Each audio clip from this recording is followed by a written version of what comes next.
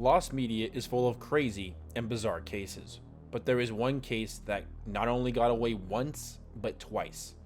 And over 6 decades later, it's finally time to tell the true story of Uncle Walt.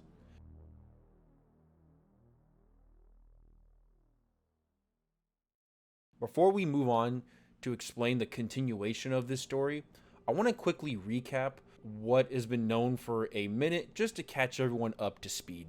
Just quickly reading the Lost Media Wiki, Uncle Walt is a short 1964 cartoon by then student Robert Swarthe as a part of the UCLA Animation Workshop. The only known mass public screening of the short took place in June of 1972 at the American Film Institute as a part of a presentation titled 50 Years of American Animation. All we had for nearly decades was a few very vague descriptions on what the film was actually about, which was mainly showing a lot of Disney characters in negative light, typically in very offensive, racist, and even sexual manners. In 2024, the license for Steamboat Willie went public domain. This gave Steve Stanchfield, the owner of Thunderbean, the idea to release the film on a Blu-ray DVD collection called the Public Domain Mouse Adventures. This would be the first time in almost 60 years we would see screenshots of the film, and the promise that we will very soon see this legendary lost film that is Uncle Walt. Unfortunately, a few months later, the buyers of the DVD were given an email stating that Uncle Walt specifically would be removed from the collection for a reason that he was unable to discuss publicly. And that is where the story ends for 99% of people. However, something was happening behind the scenes.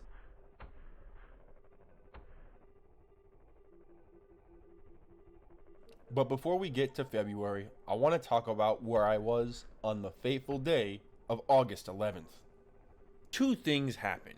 One, we would get this dreadful email explaining that we were not getting it through the DVD, but also a film reel sold for a whopping $172, which went under everybody's nose. Some people in the lost media scene had their eyes on it, but lost the bid.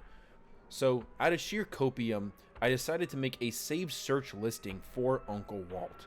I had to adjust it a couple times, but eventually I said it correctly, and I kind of forgot about it up until February.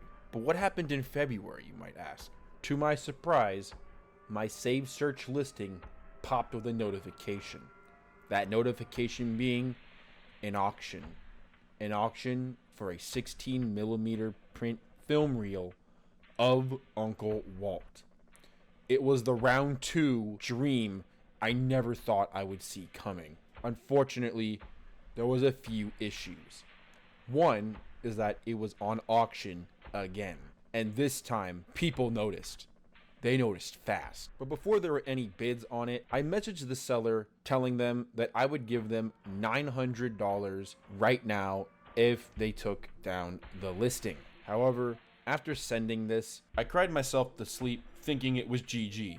I mean, think about it. An auction with 9 days left, it already went up 12 bids, up to $632. To say this was a highly competitive auction was a bit of an understatement. 24 hours later, however, I'd get a message from the seller asking me how exactly would that work, because if he took down the listing, he'd get charged a fee, which is true. eBay does charge a fee for taking down auctions that already have bids on them. To that I said, I will add that fee on top of my offer so he doesn't eat any of the auction fee at all. Despite shitting bricks and sweating bullets, praying no one sends a higher offer to outbid me out of nowhere, he eventually accepts the offer, and that crowned me as the proud owner of Uncle Walt. However, the day was far from over. The seller would message me saying that apparently I was actually super close to where he worked, where he was holding the film at the time of the auction and sale. So that very same day, I drove over, being very curious as to where exactly this place is. To my surprise, it's somewhere that was extremely close that I passed all the time, not even acknowledging it existed until this very moment, which was very bizarre. I won't state exactly where this is for privacy concerns, but it was very close to me and it was very surprising to say the least. This place was a local museum that would have numerous props and puppets from various different movies and shows, and would rotate the items that were on display, as the items were typically owned by other private collectors or the companies that made them. But before I got to look at all of these, he handed me the film reel, and the whole time I was holding Uncle Walt in my hand, processing just my entire surroundings in that very moment. He asked me if I was a Disney fan, just out of curiosity as to why I would have bought it, and I told him that I'm kind of an old school fan in the sense where I like the classics up until around 2015 to 2018, honestly. After No Way Home, I kind of think things kind of fell off a little bit for Disney content in general, but to each their own, I guess. The more curious question was, how did this individual get a copy of Uncle Walt? Here's where things get extremely interesting.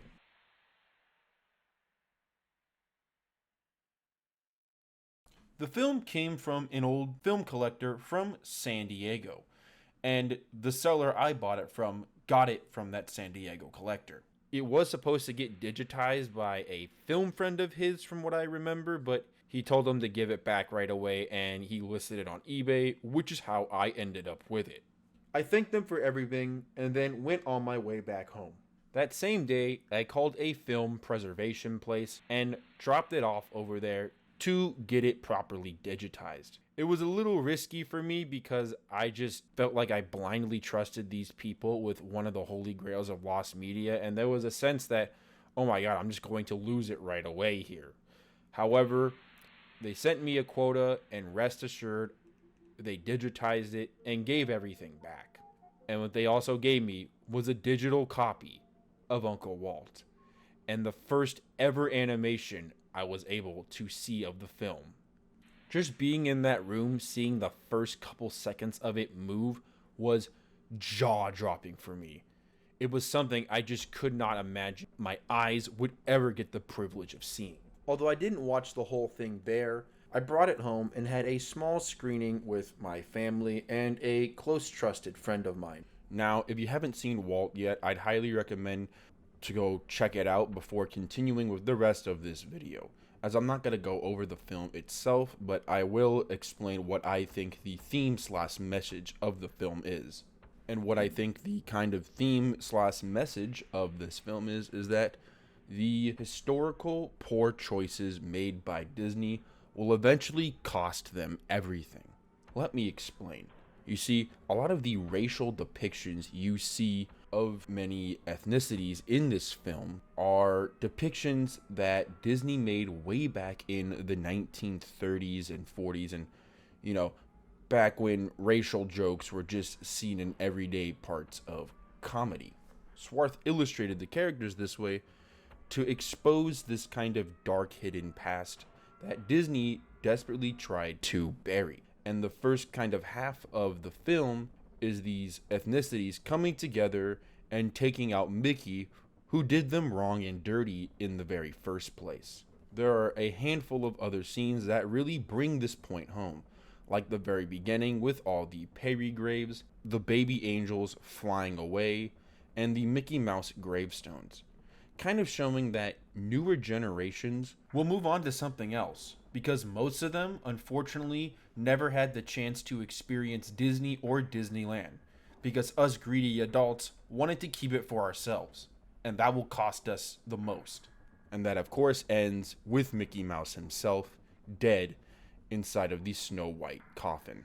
Oddly enough, this is kind of sort of happening with Disney in real life, as many of the theme parks now are showing statistics of more couples in their 30s than actual families going to Disneyland.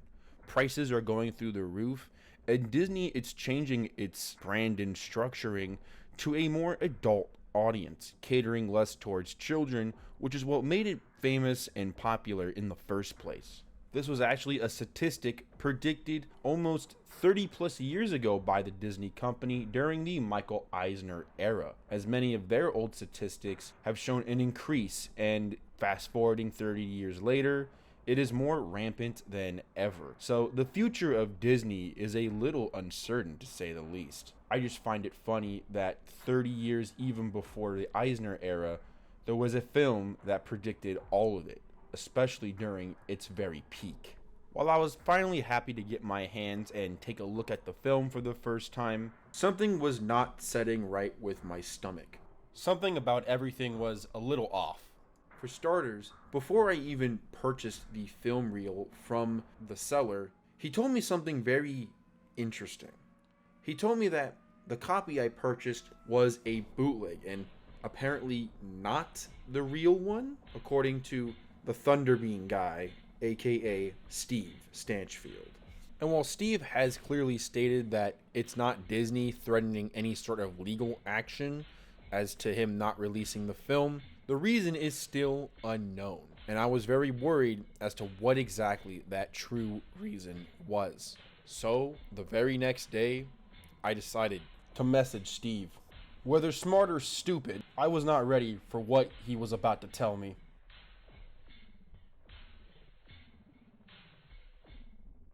Steve sent an email pretty much explaining everything. We also had around a 2-hour call, kind of going over details how to manage this situation. For privacy concerns, I will not be showing any emails or texts unless they come from me. The reason the film had to be removed last minute was because Swarthe did not want the film released. Steve actually had Uncle Walt already burned onto the public domain Mouse Adventures DVD and was ready to ship them out. But Swarthe told him to not release the film at the very last minute and to not explain as to why it was not supposed to be released. This put Steve in a really difficult spot, and he would get tons of backlash for not being able to defend himself. It got so bad that some people tried to pretend to be his students online to see if they can get the film out of him that way, which is just beyond fucking insane. On top of some death threats here and there, typical internet insanity behavior, which I feel very sorry that Steve had to go through that in the first place for something that really wasn't in his control like it should have been. Steve was close friends of some of Swarthe's friends, making it a lot more personal for Steve and making it a lot more difficult to justify actually releasing the film. But this bit of information wasn't what took me forever to make this video.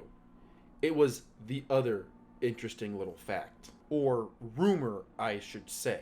There's apparently 2 versions of Uncle Walt. The 1965 version, which is in full black and white. This is the copy I have, and what I believe the copy that sold for $172 is as well. The original film negatives, however, have 2 massive differences apparently.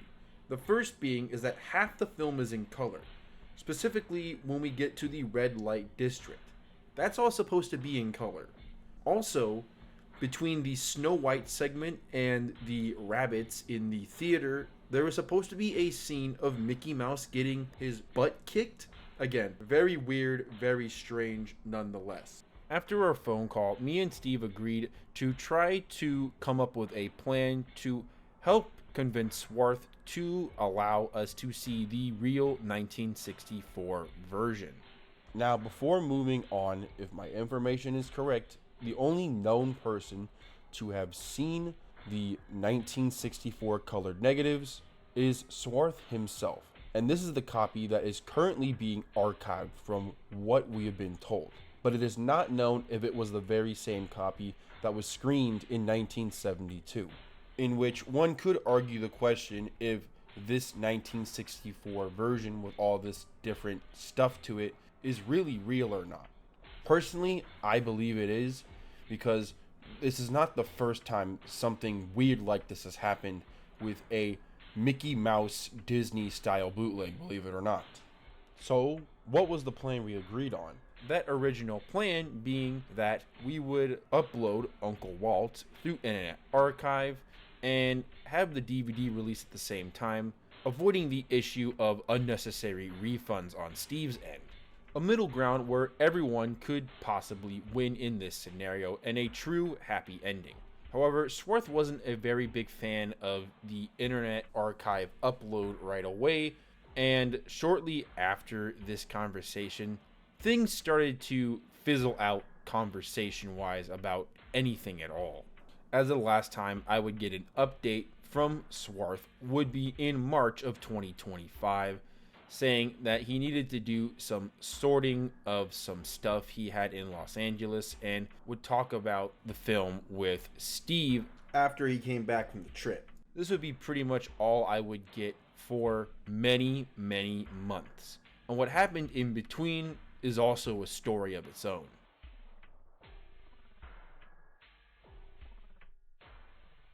After the email in March, things got radio silent on the end of Steve and Swarthe, and my anxiety over the whole situation started getting worse right around this time. There was even a live stream by famous Lost Media YouTuber El Supersonic showcasing the auction live on stream, kind of explaining what kind of happened and the outsider's perspective of the whole situation on eBay. While I knew the important finite details, to an outsider and what everyone else saw was an opportunity to buy this long lost film, and then that very next day it was swept under the rug and backdoor dealed for no one to get a chance at all. I completely understand where El Supersonic and many other people felt on the matter. Again, they had a chance and it was just taken away from them like that.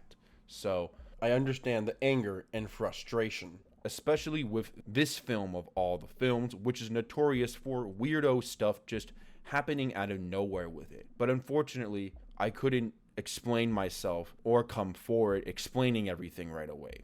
That could jeopardize everything. So in that very moment, I had to accept the fact that I had to be the bad guy and gatekeep from everyone in that very moment, which is one of the most painful realities I had to face at that time. And then there was a very long period of nothing. A lot of this time, I didn't think much about Walt because I just had other projects and things I wanted to do or needed to pursue because I just didn't have what felt like much control over the situation at the time. A lot of it felt out of my hands. While I was pursuing a lot of these goals, I started asking a lot of questions and trying to come up with answers. The biggest question obviously being, is the colored version of Walt, the 1964 negatives, truly different as described by Swarthe and Steve?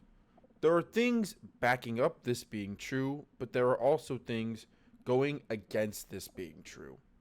In terms of things going for it, obviously the two most credible sources are claiming this to be true. The scene in between the theater and Snow White segment where the alleged deleted scene does seem to have kind of a weird little cut there, so it does look a little weird, which might explain why there was a deleted scene. And lastly, majority of Swarthe's work is in color. If you look at some of these examples here, which are available on YouTube. And I gotta say, he is a very talented animator. I love his other work. I think it is really cool and interesting.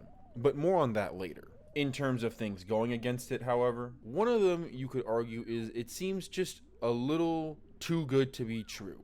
For example, why would only half of the film be in color? Why is the first half of the film in black and white and the rest in color? What's the symbolic meaning there? Is it just like a time constraint, or was there a reason as to why the other half of film would be in color? It just seems like a really weird thing. If it was the whole film was in color, that would be a lot different, but only half of it is allegedly in color. And also, out of all the crazy stuff that appears in Uncle Walt, why is Mickey Mouse getting his butt kicked the one thing that gets removed from this film? pretty much everything else in this is way, way, way worse than Mickey Mouse getting his butt kicked. I'm pretty sure that has happened in actual Disney cartoons, so I just don't understand why that had to be removed of all things. Now, I went back to the old MousePlanet article way back in the day to see maybe if there was a hint of this scene actually existing or not. And the closest thing I can see was a scene of frightened little rabbit children looking at scenes from Disney cartoons like the transformation of the Queen into the old hag in Snow White. I think he is referring to this scene of all the rabbits looking at the screen, this kind of pan shot here, but I wasn't told about a close-up of the rabbits being frightened in any shape or form. So is this the exact scene that was being referenced and not remembered? Is it a combination of the two, or are these completely unrelated? There's just so many questions here, and there's certainly no mention of Mickey getting his butt kicked. Upon doing extra research on what's publicly available, I did come across the Robert Swarthe Lost Media page talking about all of his work, including the lost ones. Majority of the films have little to no documentation at all, with some of them only having a surviving screenshot and a good chunk of them having absolutely nothing, and the contents of them not even being known. So there is a lot of mystery to the vast majority of his films, well beyond Uncle Walt. However, in 2021, Swarthe was on a podcast, believe it or not, and said something interesting. He said that one day he wants to put all of his films on DVD. I have been for years now sitting here in my little cave here in New York, been wanting to put together a DVD of all of them because there's quite a few films, and you can see the progress from 8mm to 16 to 30 to actually it goes the unicycle race I gave was 70mm, but I was never happy with the unicycle race. I mean it has. Oh, did you get my inauguration day, happy inauguration day card? Did I send that to you? No, I must not be on the A list. Oh, I thought you would be. Well, it makes two of us, but I'll let you go this time. This gave me a funny little idea, that being there was a rare opportunity to not only have Uncle Walt get released, but all of his long lost films to be released and seen publicly for the first time on a DVD. So I came up with a email that I took forever to work on. Now, what was in this email and what did I want to achieve? To simplify it, I was willing to pay for the digitization and release of the entire Robert Swarthe collection, including the negatives of Uncle Walt, with a few conditions. The first being, I would directly talk to Swarthe. Every time I paid for a film to be digitized, I would get a digital copy, and that Uncle Walt would be released via Internet Archive. This is because Uncle Walt would be the only one that could cause potential legal trouble, and as long as that one was not on the DVD, he could release his Swarthe collection with little to no issue, and Walt finally not being a burden with the potential of legal threat. Because after all, Swarthe is still worried about Disney suing him. I messaged Steve telling him that I sent him an email with a potential better solution for tackling this whole debacle. And he told me that he sent it to Swarthe and hopefully that we would hear back from him soon. However, as the weeks went by, I'll be honest, I got doubtful that I would even get a response back at all. And the small amount of time I waited during this period felt exactly the same as when I waited months from March all the way to when I responded in November. And when that dreadful feeling hit my gut, I knew that I probably had to make an extremely difficult decision. Either A, I hold on to the film, bottle my emotions, and wait for God knows how long, if for likely an eternity, or get the pain out of the way and finally release this film, taking off a massive weight off my shoulders, which has been hurting me for a very long time. It's a decision to this day I'm still not fully sure of. But at the end of the day, It just doesn't make sense for me to hold on to this anymore. And quite frankly, I kind of want to be done with it. before I released this video, I realized I made a almost critical mistake not mentioning an extremely important story that explains a lot about what exactly is going on here. That story being the story of Robert Swarthe.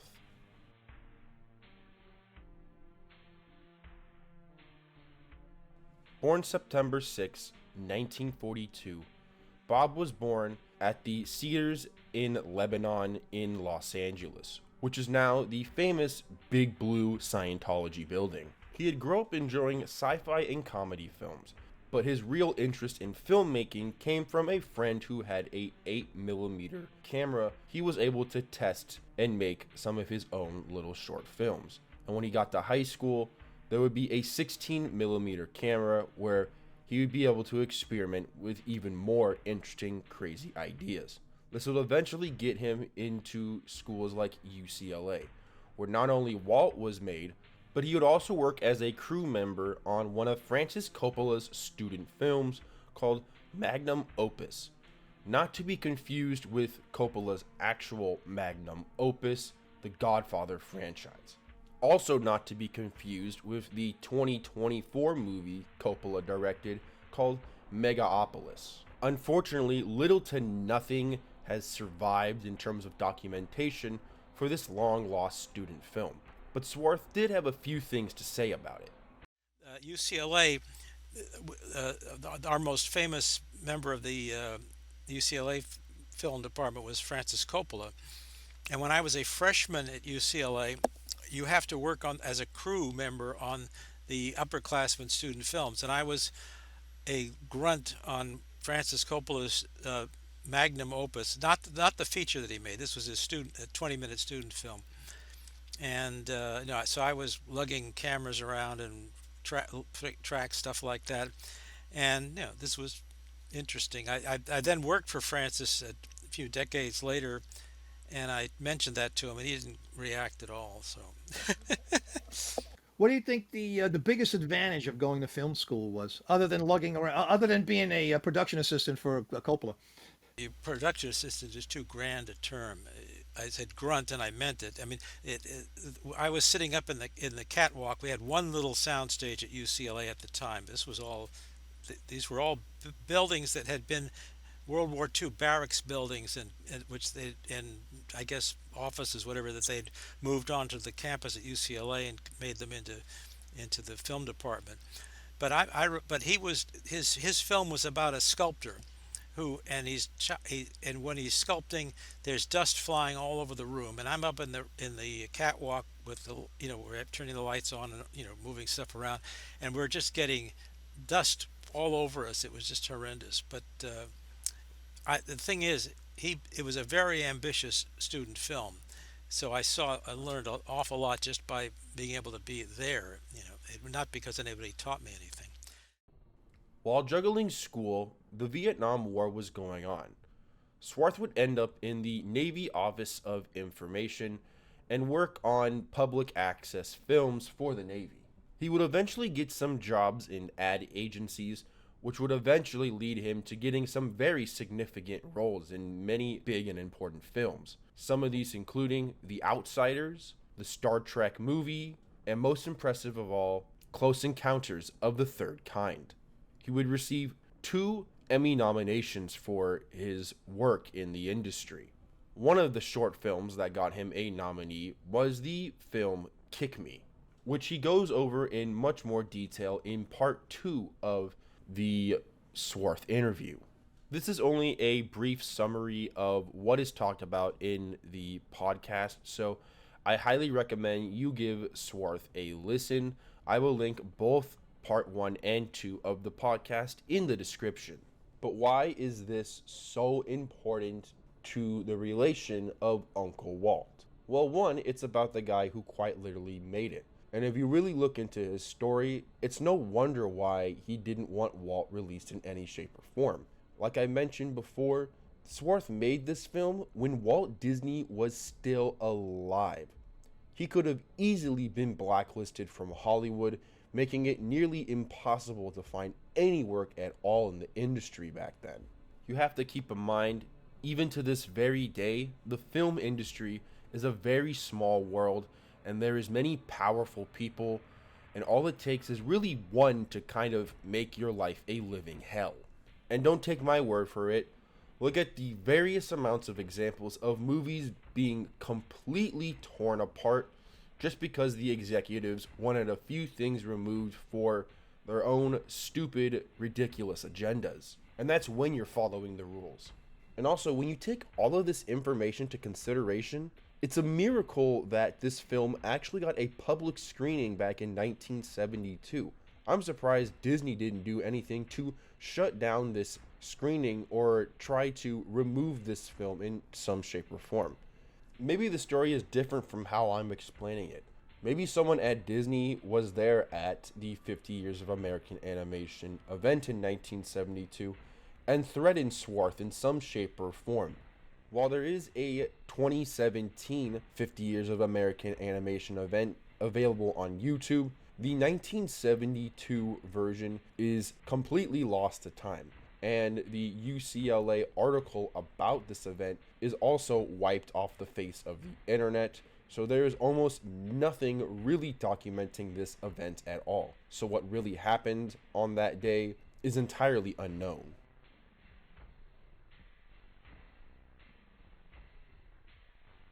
That being said, my offer to release and create the Robert Swarthe DVD containing all of his works is still standing, and I would still be more than happy to help with this DVD with open arms. However, I cannot force anyone to do anything.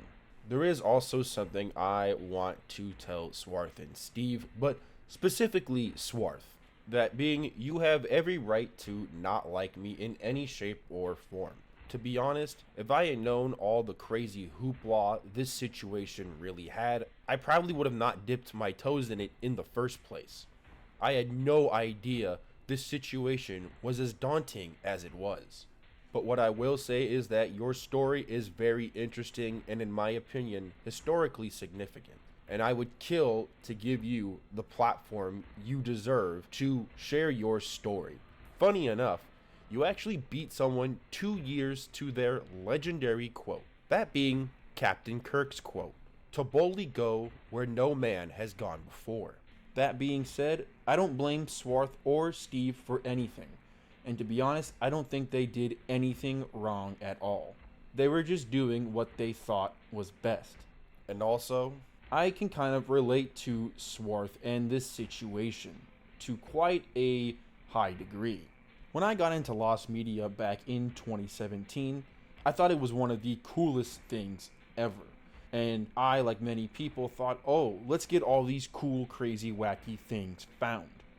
At the same time, I was a edgy teenage kid who thought every single slur under the book was not only okay to say, but was funny and would make me cool because I was saying it.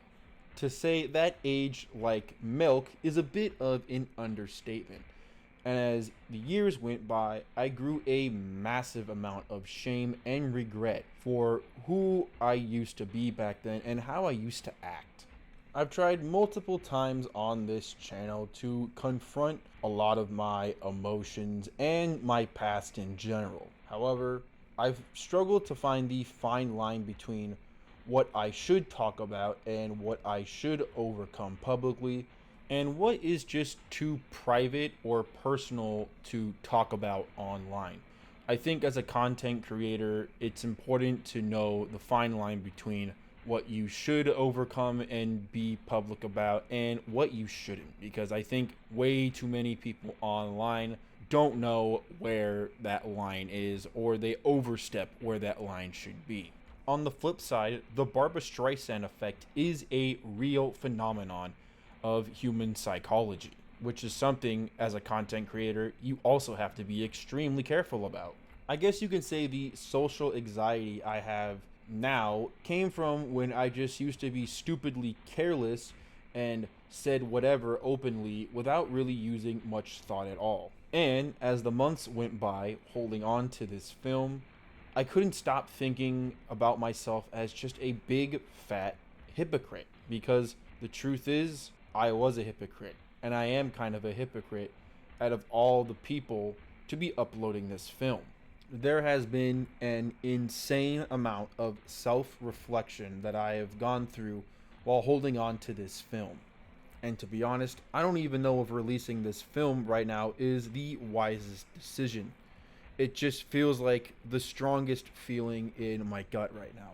But despite the hypocrisy, despite the self-reflection, and despite all the insanity I have had to go through just to get to this very point in my life, I made a promise when I got this at the very beginning. Way back in February, I told myself and everyone around me that I was going to release this film, no matter what. And the least I can do, despite my history, is fulfill this one promise to the community that has done so much for me. My collection is where it is today thanks to Lost Media. Same goes for my confidence, my motivation to do things like work out, be more self-disciplined and efficient. And most importantly, trying to be the best possible version of myself. Even if that means laughing at an edgy joke from time to time. There are, of course, other factors, people, and communities that have greatly impacted my life and got me to where I am today. But Lost Media is definitely one of those communities. Now, the last question I want to bring to you is, what is the status of Uncle Walt now? A year ago, I would have told you this was partially found. However, it is just way too difficult, at least right now, to fully verify whether the film negatives actually are half in color along with this deleted scene. There needs to be some sort of physical evidence for this to be proven to be true. So I would make the argument that we have found the 1965 bootleg. And as for the 1964 version, you could argue either lost or existence unconfirmed. Because again, this is coming from the most possible credible sources we can, but clearly we don't have access to even stills or frames of this negative. I am on the side that this does exist and that it is just currently lost. If you've made it to the end of this video, thank you so much for watching. My next video is not really going to be as crazy or insane as this whole situation of a video has been, but more content is definitely coming soon, and I'm very excited to show you some of my upcoming stuff and videos I have in mind. That being said, I hope the best for Steve, I hope the best for Swarthe, and I hope the best for you who watched this video and gave me your time. Thank you so much. Please stay safe out there, especially in these troubling times. Take care, and I'll see you soon.